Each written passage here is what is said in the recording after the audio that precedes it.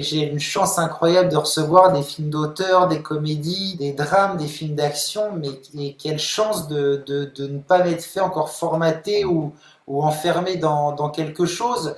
Et si je reçois trois bons films d'action, je ferai les trois d'affilée. Et puis si j'en reçois aucun de bien, j'en ferai pas. Et tout le cast a eu un engouement en lisant le scénario. Tout le monde nous a dit oui, quoi. Il n'y a même pas eu à discuter de quoi que ce soit, quoi. Tout le monde avait envie de le faire. C'était vraiment le mot d'ordre avec Guillaume, mais dès l'écriture, le leitmotiv, c'était si on peut se passer de doublure et d'effets numériques, on le fait. Et on a vraiment réussi ce pari à 95% et plus. On est des spectateurs avant tout et on faisait ce film-là, ce divertissement aussi pour eux et pour nous.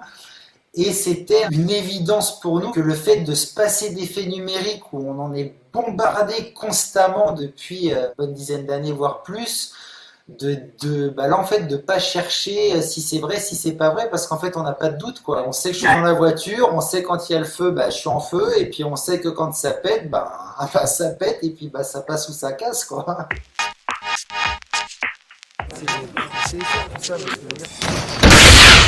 Je pense que c'est comme tout, il faut relancer un engouement pour les choses, tu vois, comme par exemple 36 quai des Orfèvres a relancé un engouement pour le polar français, parce que c'était une réussite sur tous les points de vue, quoi, que ce soit scénaristique ou en mise en scène ou de casting.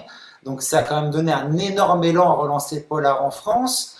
Après, j'ai envie de dire pour le film d'action, je dirais que par exemple The Raid a relancé un engouement parce qu'il y a eu une autre vision de réalisme de l'action qui a fait oh putain mais c'est chambé ce truc là, faut qu'on fasse la même chose.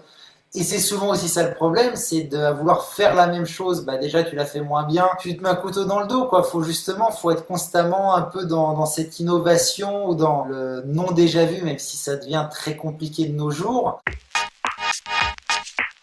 Moi, de mon point de vue, c'est que sans Netflix, le film n'existerait pas. Balle perdue aujourd'hui, je pense sincèrement, on n'aurait jamais vu le jour en salle, tout simplement. Donc, merci Netflix.